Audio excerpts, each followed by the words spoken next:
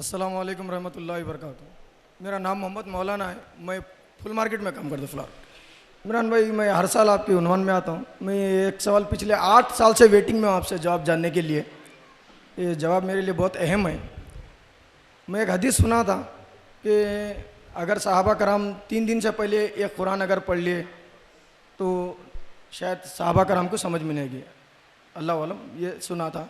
जो ये एक शबे शबीना का है इमरान भाई, ये जो पढ़ते ना, ये सवाब है या फिर पलट के इसका अपने को गुनाह भी होगा?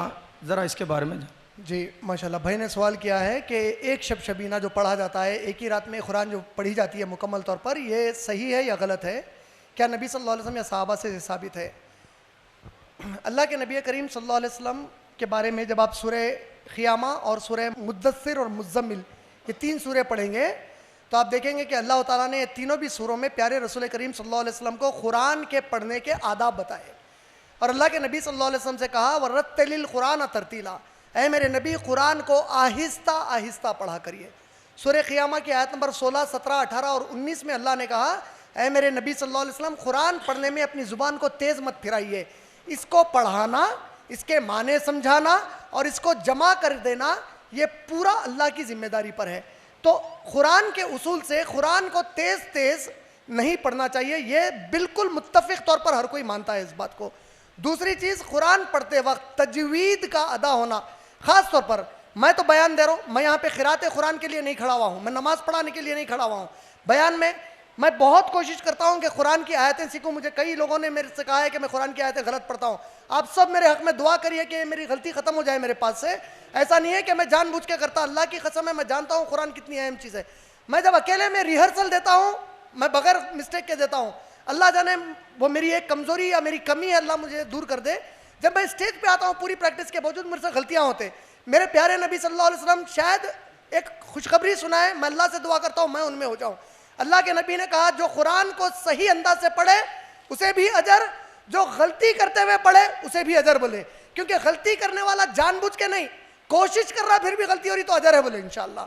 लेकिन जो नमाज पढ़ा था उसको तो तजवीद और क़िरात लाजिम है कि सही होना है, क्योंकि कुरान असल सुनना है नमाज के दौरान।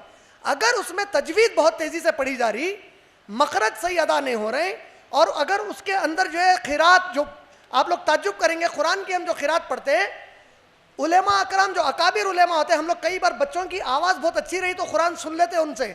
अकाबिर उलेमा उसको जायज़ नहीं मानते, क्योंकि कुरान की क़िरात खाली 10 तरीक़े से पढ़ी जाती है और ये पूरे 10 तरीक़े सहाबा से साबित है। सहाबी ने किसी को वो 10 में का एक तरीक़ा सिखाया, फिर उन्होंने हमारे जो कुरान निकलते हैं असल कुरान, ये लोग सिर्फ वो 10 तरीक़ों में पढ़ते, कोई 11वीं तरीक़े से कुरान पढ़ना जायज़ नहीं है।